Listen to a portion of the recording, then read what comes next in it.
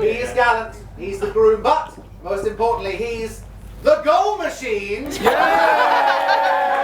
Lucky, lucky!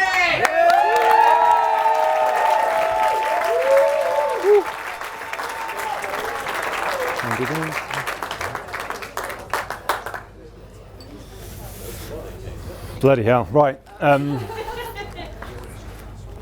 You just need to indulge me a moment. I just want to take this all in a little second. This is mad. Closer to the mic. Testing. Right. This is absolutely mental. Like, look at all the people who came for us, Alex. Everyone here came for us. This blows my mind.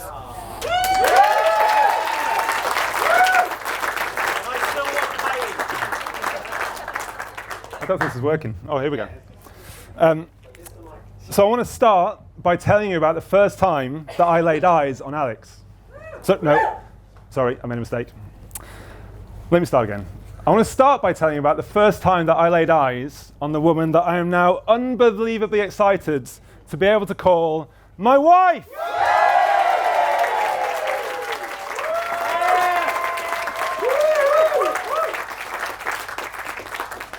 The first time I caught sight of Alex was February the 2nd, 2018, 3:55 p.m. She was standing in the doorway of a portaloon in a ball gown, and she looked magnificent. I was looking at a photo of Alex on a dating app. It was like I was staring at the front cover of Vogue. She had my attention. I flipped through the details on her profile. Height, 5'9". Perfect. Age, 29. Okay, well, she's younger than my sister, but that's less of a problem now than it was when I was 18. Hometown, Harrogate. Okay, so she's posh. Well, at least posh Yorkshire. We can work with that. University of Durham. Very interesting. Okay, I'm keen. Now, I can't pretend that I was a novice when it came to dating apps. This was not my first rodeo. I immediately fired off a message to her. This photo is everything. Clapping hands emoji. And somewhere across the other side of London, I can only imagine what was happening. I mean, I wasn't there, but I can only assume it went something like this. Alex's phone pings. Oh, I've had another match on Hinge. Gosh, it's so hard being pretty, isn't it? Let's see who this one is. Oh, bloody hell, it's another floppy-haired Charlie. They're 10 a penny on this app. Oh, hang on. This one doesn't live in Clapham, so he can't be all that bad then. 33 years old. Okay, an older man. Interesting. Wise. Established. Greying. That could work. What's his message? This photo is everything. Clapping hands emoji. Nice. Original. Straight to the point. Maybe I'll give him a shot, but I'll make him wait. And wait she did. The grand total of 17 hours. Before bright and early, 8:42 a.m., Alex kicked off her Saturday morning with a message that would change the course of both our lives, and she responded. And 4.5 years later, here we are, surrounded by our friends and family, having made you all schlep to a field in the middle of nowhere in Yorkshire to celebrate the start of the rest of our lives. Now, I know some of you have been waiting for this day to come for a long time, and I am sorry it took so long, but it is important that I got it right, and I'm sure you'd all agree that it was, and it was worth the wait. Yeah. When I first read the first draft of the speech, I recognised I'd forgotten to thank anyone, so I just want to say another huge thank you to all of you on behalf of Alex and I for coming today. I know it is a cliche, but it really is just thrilling to have everyone you love in one room, so just thank you to everyone.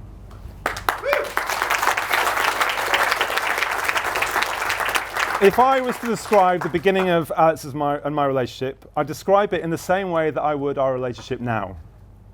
I've said right from the start that there has been an ease to our relationship. We've still never had a cross word. In fact, in the first year, I remember the biggest bone of contention came when I looked at her slightly puzzled at the way she was serving rice. I feel like she was forgetting to drain it or something. But like, if that's the biggest thing of my concerns, I knew I must be onto something good. Alex worked in men's fashion when I met her, and it was her job to spend her days making devilishly handsome men look good in Ralph Lauren suits. In the first few months of our relationship, Alex's phone would be full of pictures of the latest chiseled-jawed male actor who she dressed in Ralph Lauren's finest. But I think I actually got more of a kick out of that than she did. Never once was there an ounce of jealousy. Never once did Alex make me feel threatened, despite, and Alex denies this, a spell where she saw Tom Hiddleston so often that she called him her second boyfriend. So I knew I had to up my game. And you may have noticed in the last 4 years, the days of believing I'm Hugh Grant, but actually dressing a bit like Jeremy Clarkson, in my long-established uniform of blazers and pocket squares, have come to an end. Knowing you're in competition with old Tommy H and having access to a wardrobe full of cool men's Ralph Lauren jackets can do that to a man. Right from the word go, our worlds seem to sync up so naturally. Yorkshire bred, Durham educated, close family, both worked in completely namby-pamby jobs in the media. Both were used to going to expensive restaurants on somebody else's credit card. Both had long-established core friendship groups from university. We just understood each other's worlds, and it was just really natural to become a part of them. It has been an absolute joy becoming part of Alex's world. Whether that's the Walshaws and the Joneses, Fundon or Rollers, every different group in Alex's life has welcomed me with open arms. I sort of got the impression that Alex's mum's family had been waiting for Alex to bring a boy home for Christmas for so long that they'd have been happy with anyone. But they treated me as one of their own from the word go, and I've loved becoming a part of that family. Penny, I want to thank you especially for being so kind to me over the past few years. Penny always makes sure the cupboard is filled with snacks and treats for my arrival. She's always at the end of the phone with a gardening tip if I need one, and she's been the woman on the ground helping us find this venue and generously provided all the flowers here today. So thank you, Penny. I am delighted to become your family.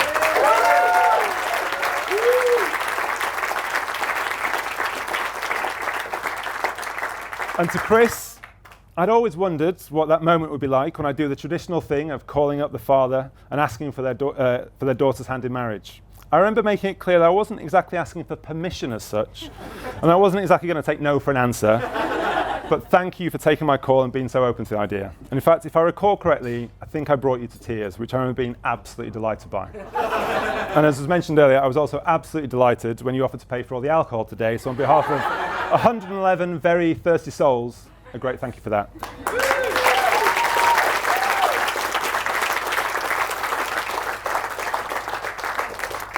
Okay, so on the subject of parents, it is time for me to address the missing piece in today's jigsaw.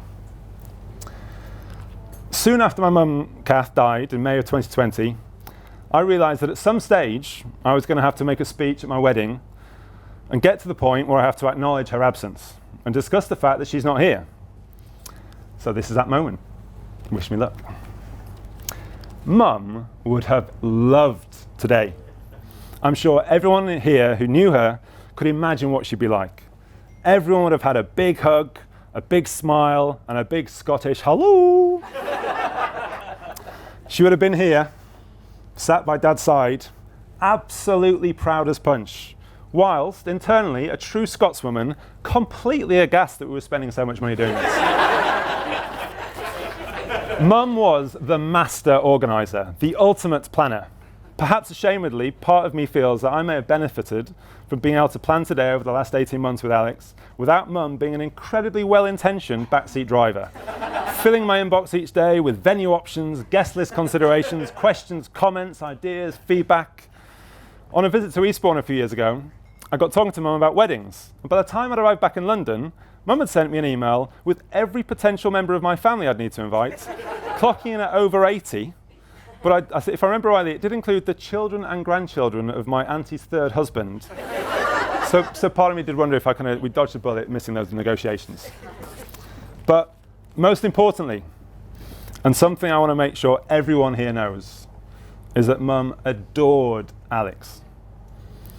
I first told Mum and Dad about Alex about 3 months in, when I used the immortal line that for the first time since my last relationship ended, I had been seeing the same person at a regular cadence.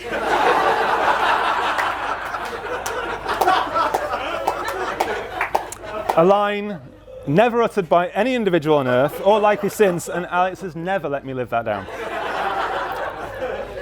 From their first meeting in the Google canteen, to the first traditional big Kath Lockett bear hug that Alex got when she visited their home in Eyemouth, Mum was a huge fan right from the off.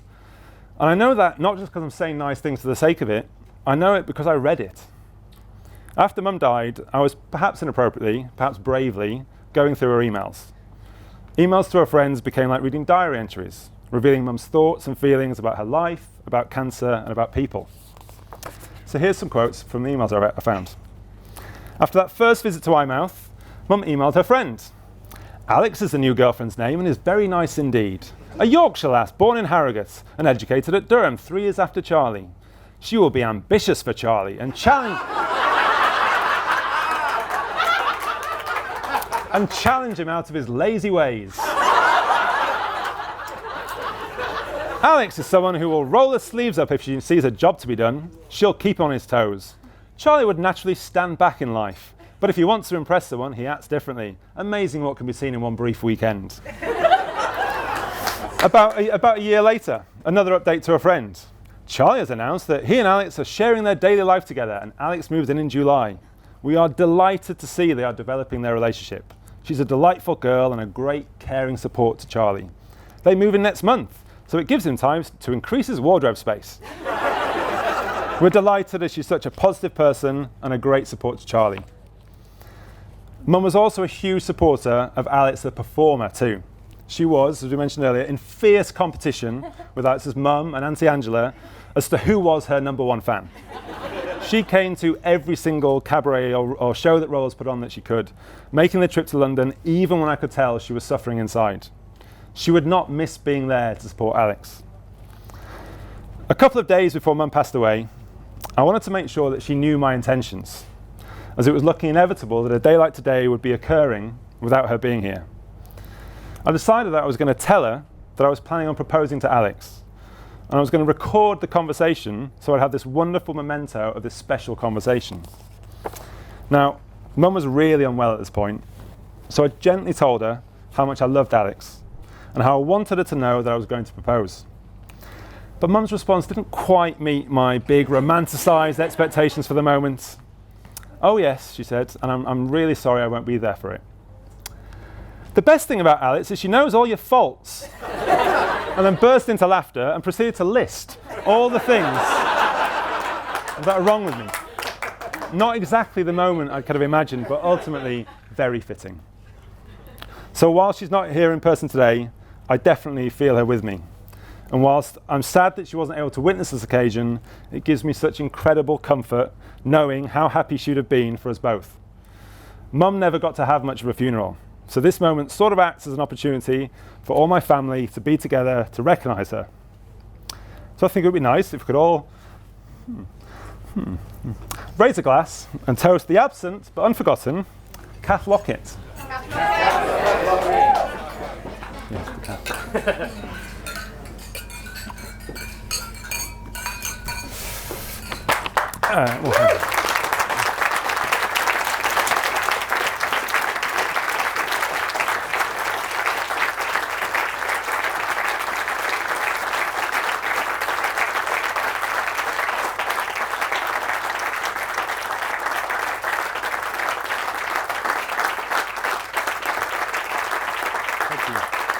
Thank you. Now, before I bring this speech home by telling you about how much I love my wife, this doesn't work. I just want to draw your attention to the gentleman who walked me down the aisle earlier today and the speaker that will follow me. My best man, Mr. James Wilstrop, is known affectionately to a lot of my friends simply as Squash Boy. I will never be able to convey how much joy I've had watching my best friend conquer the world.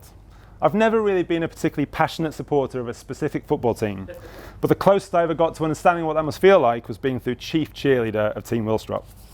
James shouldn't even really be here today, but he's skived off a training camp ahead of defending his gold medal at the Commonwealth Games, which starts in 2 weeks' time. And there are 8 billion people on this planet, and for 11 months of 2012, James was ranked the best squash player in the world, and that just completely blows my mind. But choosing a best man, you have to pick wisely, and I've chosen someone I've only seen a small handful of times a year as an adult. and therefore likely doesn't know too many incriminating stories. And also shares my taste in music, so can't really take the mickey out of me too much for liking Morrissey, Keane and Michael Bublé. Conversely, I selected two magnificent men as my groomsmen in Mr. Martin and Mr. Hudson, who do know plenty of incriminating stories. So we'll see shortly how many of those have been fed through. I am a man of 1,000 acquaintances, but very few close friends. And these three have had my back through the highs and lows of the past few years, and have always been there for me. I'm honoured to call you my best pals, and I'm thrilled you're all able to support me today. Thanks, boys.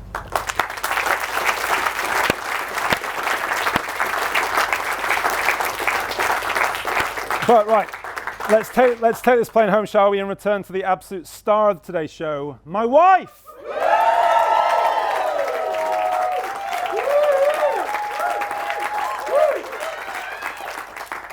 For years I daydreamed about one day getting married, but the idea of it felt so alien to me. Not only would I have to find someone that I was willing to spend the rest of my life with, but then that person would also want to spend the rest of their lives with me. What on earth are the chances of that?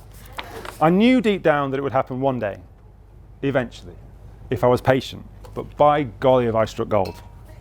You are a spectacular person, Alexandra Ann Hemsley Lockett?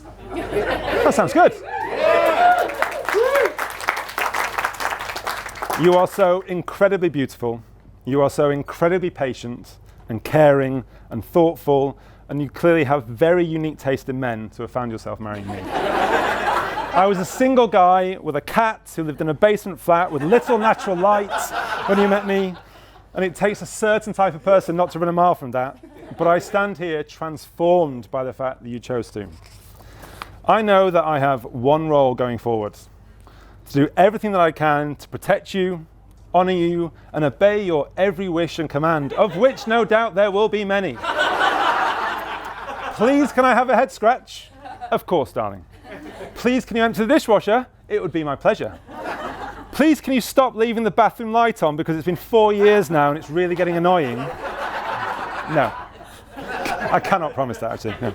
If you ask me to jump, I will say how high, but caveated by the fact that I'm not exactly very athletic, so let's be realistic, please. In front of all our friends and family, I make this promise to you. I will be the best person I can be at all times. I will lift you to help you achieve your highest highs, and I will be there to catch you and offer you a safe, secure landing for any lows. You are the most important person to me in this room and in any future room that we walk in together. You are my person, and I love you very, very much. And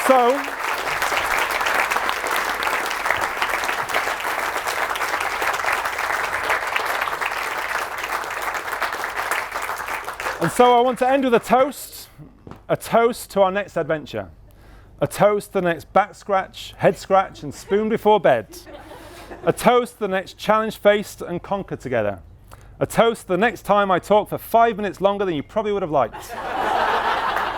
A toast inspired by the famous phrase from our table namesake, President Josiah Bartlett. So please stand if you can and join me in a toast to what's next. What's next?